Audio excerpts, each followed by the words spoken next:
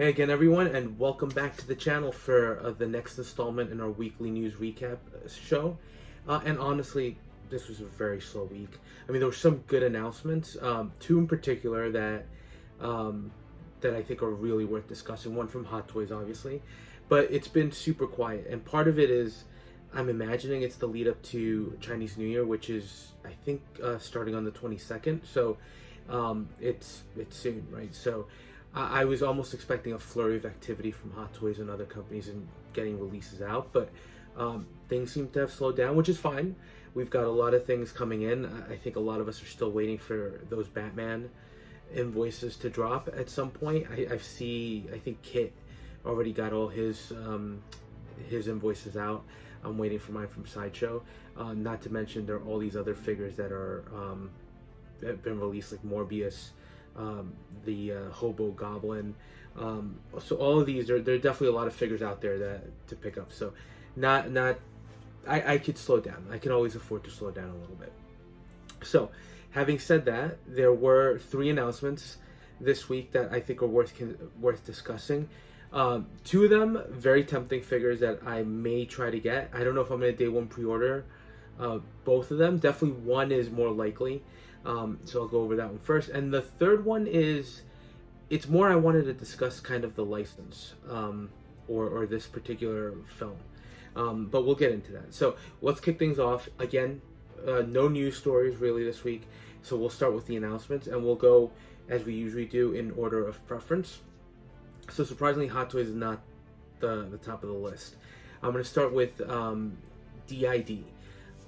DID announced a Lieutenant Colonel Hal Moore from the Vietnam War era figures, which they're launching. I think if you're familiar with DID, you know they've primarily focused in World War II figures. Now they slowly started at the end of last year. They relaunched their Aviator line with a couple of World War II pilots, and then they gave us the pre-order for the Captain Pete Mitchell, right? The Tom Cruise figure based on his appearance in Top Gun Maverick. So I ordered that figure. I'd always said if I had an opportunity to pick one of those up, or a modern F-18 pilot, I would definitely have jumped on it. So DID definitely filled that gap.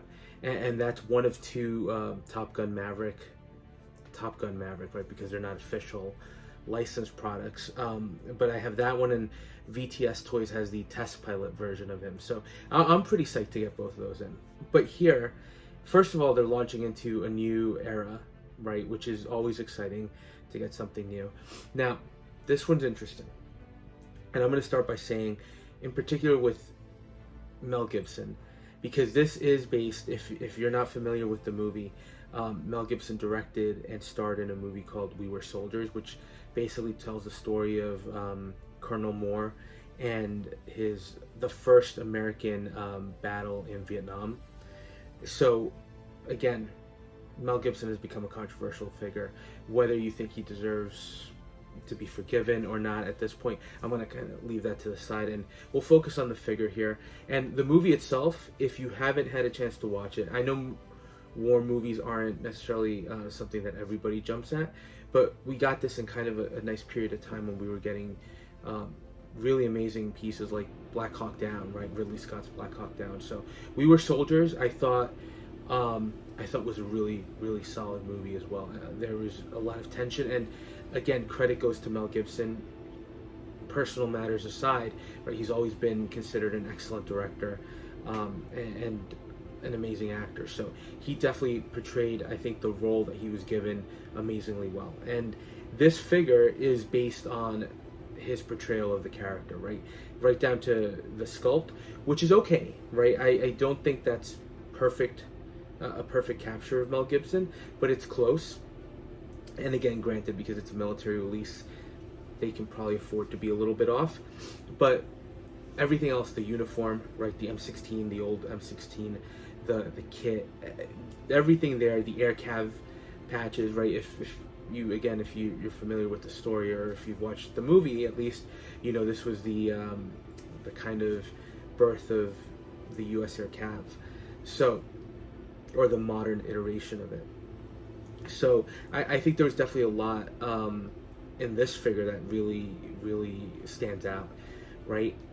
having also said that, one of the things that also appeals after having the Damn Toys figures and some of the other easy and simple releases is this is a much simpler kit, so I'm already thinking that putting this together should be a little bit quicker, which is always a plus. Honestly, these military figures take time and patience, and they are extremely delicate, so it'll be nice to have something that looks good and fits in with that collection, and also is a little simpler to put together. But DID is well known, so I think you can expect a pretty quality release. And again, I think as part of the military collection that I have going, this is definitely an appealing figure. And as a fan of the movie, I think that just elevates the appeal just a little bit more. So definitely appreciate that. I think this was something I wasn't expecting, but I'm pretty happy to see it come out. So of the 3 figures, this one is probably the most likely that I'm gonna order.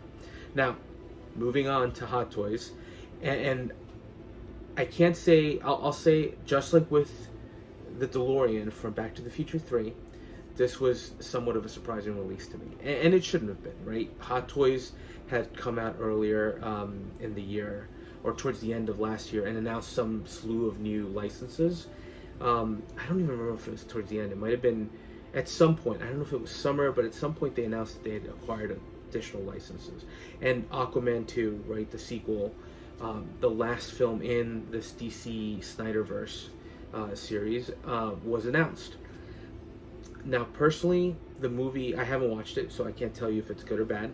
I just know that financially it wasn't a hit. I think it tracked that way for the entire duration. Early screenings said it wasn't great. So you had that word of mouth. Then you go before that, you had the Marvels from the MCU, which also performed extremely poorly. And we didn't get any figures from that movie from Hot Toys. You also have The Flash, which underperformed, and people seem to have very mixed reactions to. And for The Flash, we're getting a ton of figures. So I didn't know, right? I didn't know which way we were going to go, but it just seemed like The Flash with the Batmans, I think it made sense for Hot Toys to do a lot of the Batman figures. But Aquaman, would they do Aquaman? I think at the very least we expected the hero character. So to get this announcement, which is the Black Manta, based on the second movie, I think that was surprising to me, because I would have expected them to potentially just do one figure from the series, the Jason Momoa Aquaman, and call it a day. But we're getting Black Manta, and that's where it gets a little tempting for me, because with DC, I've been trying to kind of flesh out that cinematic universe, the cinematic versions of the characters, and I've been picking and choosing unlike Marvel, where I'm picking from a movie and everything. I have a huge collection. For DC, I'm being a little more particular and just putting together figures that I think are going to look good together. This one's really tempting. I think from a design perspective, it's simple. It's simpler than the one from the first movie. So I like that it looks more comic accurate. The silver helmet, right, looks a lot more like the comics, the silver and black. So that's kind of appealing. I love the lenses, right? There is a USB light-up feature, and you do have swap-out lenses to show some battle damaged effects. That's awesome. The helmet itself, it's difficult not to say that looks cool and stands out, right? It's this giant helmet that just, it's well oversized. It was oversized in the comics. Surprisingly, in the movie, actually, at least in the first movie, it didn't look horrendous. So it's something that translated well to film. So very tempting. I think it's a simpler release, right? Especially the wetsuit. The wetsuit has some interesting details. There are some sections around the thighs where you do see some armored padding. Again, not as hefty as the original movie, but it's a black suit, probably some kind of a rubberized material. And then the key complicated components are the helmet, the breathing apparatus, and the backpack with the hoses, which is pretty cool. And then he's got a wrist computer or gauntlet. The accessories also pretty simple. He's got the trident that separates apart. He's got 2 versions, one that's just all black, and the highlight, I think, is this green one that kind of has this energy effect going for it. So definitely, I think that's the preferred, for me, that's the one that really stands out, the accessory that stands out. It's an interesting looking figure. I think as a villain, I'd love to add it to the collection. And this is where the question comes in, because Mars Toys is also doing a Black Manta, but they're doing one from the original movie. And I will tell you personally, I think the one from Aquaman 1, and again, this is based on trailers, this is based on the images of the figure, but I think the one from Aquaman from the original release stands out to me. I like that black and red color coordination that they had going, and I like the bulkier version of Black Manta with all those panels and all that added armor, plus the nice wrist gauntlet with the blade that comes out. I thought all that was awesome. So that, I wish Hot Toys had done that one, but they didn't. Mars Toys is doing it, and people seem to love Mars Toys. I personally don't have any of their products, so I can't judge one way or the other, but it's an interesting release, right, from them. Now, they've delayed it a couple of times, and I see people on social media asking, are they going to still do it? Who knows, right? It's rumored to come out soon, but Mars Toys seems to take their time with everything.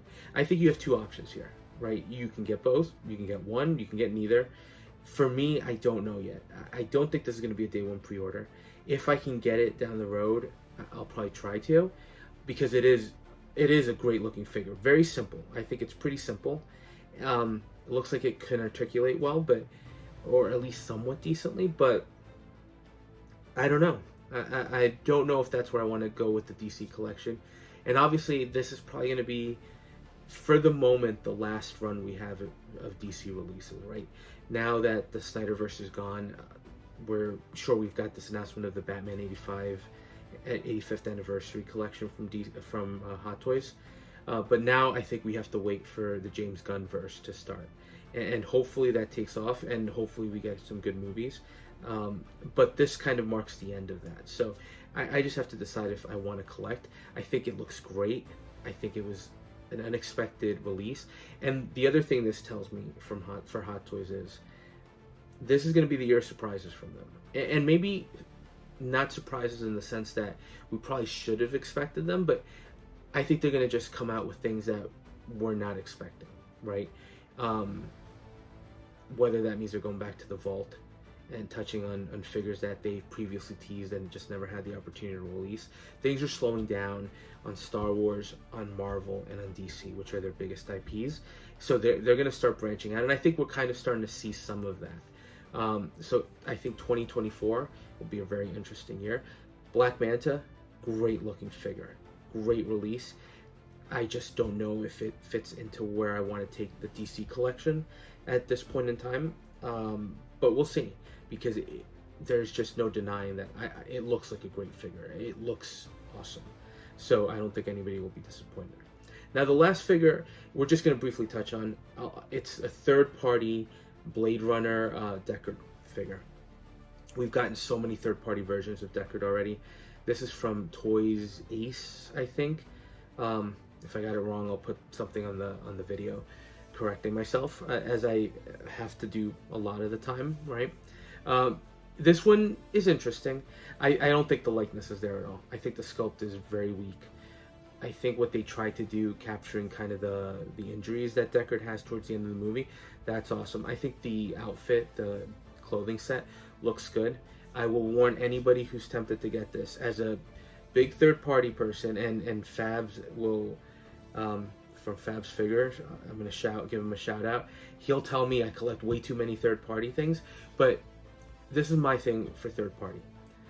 You have to know what you're getting. And you have to know that these prototype pictures, they look great, although this one I don't think does, but sometimes they look great, and then you get the figure in hand, and things like the tailoring, the fit of the clothes, it's not what you expected, and it's not what you saw in the pictures, right? The Eternal Toys Penguin, for example. I know some people are happy with it, but what we saw in the prototypes compared to the final product, I thought it was night and day. So that's just the only thing I'm warning you, that while here I think the sculpt looks weak, and the clothes look good, it's possible that in the final condition, the tailoring on the clothes are off, and you get things that are oversized, and you're going to have to spend some money on an extra body to get the figure. The reason I wanted to discuss this, because I'm not going to pick this up. This is definitely not a figure that I'm getting. But the reason I wanted to touch base on it is, it's just interesting to me that Blade Runner still hasn't gotten any figures. Now, I know Harrison Ford is notorious for withholding his likeness. That's why we haven't. Rumor is That's partially why we haven't gotten another Han Solo. But we've seen an Indiana Jones come out, so there are opportunities. So will we ever see a licensed Blade Runner figure? Blade Runner is a cult classic. It's an iconic sci-fi movie. I think a lot of people would love to have a licensed Deckard that looks like Harrison Ford, that has amazing tailoring. Question is, who's going to do it, right? Warner Brothers seems to be giving out their licenses to almost everybody. Jazz Inc. has it, InArt has it, the Hot Toys has it, right? So a lot of companies are doing 6-scale figures. So I'm just curious, sometimes it's a one-off why they're doing this, or if this is an indication that somebody else that actually has a license might be tempted to try one of these. It's an iconic movie. I would probably be tempted to pick up a Harrison Ford figure from that movie. I know third party also did releases from Blade Runner, I think it was 2049, the sequel, which was a great movie too. So just curious to see a third party company jump into this. Again, I don't think it looks that good, but I just want to discuss it more about the possibility of the license to see if there's, I don't know what you think. Do you think we'll ever get a licensed Deckard figure from Blade Runner? I would love one, but it's been such a long time, and I don't know if maybe InArt, with the relationship they have, and again, this is not me being an InArt fanboy or anything, but they might be a possibility. Will Hot Toys try to jump in there, especially with the gap? I don't know. Sometimes third-party releases are kind of indicative of things that are coming down the line from licensed figures. So just a curiosity. But that was it. So really short news story. Again, 2 really good announcements, I think, and then this one that was more just an interesting little tidbit. Now, as far as videos coming up for the channel, I've got a couple reviews. I finally got the Lieutenant Commander data from X06, which is an awesome figure, although I did have some QA/QC issues. You might think that I'm being a little harsh on them, but you'll see the video next week. And then the one that I just got in hand, which I will tell you right now, and I'm looking at it, which is why I'm looking over here. I'll give you a sneak peek. I think this is going to be a figure in the running already for Figure of the Year. It's just that good, and it is the, if you can see him there, it's the Dead Strange from Multiverse of Madness. I don't know if you can see the detail. I'll leave a lot of that in there, but you can just tell. Look at the size. My Figure of the Year for 2023 was Captain America, Sam Wilson Captain, and part of it was the wingspan. The cape on this guy, the cloak, is insane, and the figure just, there's so much here that's impressive. So again, just a little tease of next week's videos, so that'll be coming. And then I do have that third party Adam Warlock on his way from Kit. I've got the Easy and Simple Marine Expeditionary Unit Marine coming. Again, I'm waiting for Morbius, Hobo Goblin, the Batman, and rumor is, I am hearing that the Toys Battalion, oh my god, from Thor: Love and Thunder, the Rock guy. This is terrible. As a Marvel fan, I should know his name. But Thor's buddy is coming, right? And that's been on pre-order for a while and delayed. So somebody mentioned potentially in the next 2 weeks or so. I'll be very excited to get that figure in hand. Hopefully, again, third party, I'm not expecting much, but we'll see. So again, short week, short news story, and just a couple of announcements. So as always, thank you for watching and sharing some of your time with me. And if you are enjoying the content, please consider dropping a like, comment, or subscribing. And we'll touch base in the next video.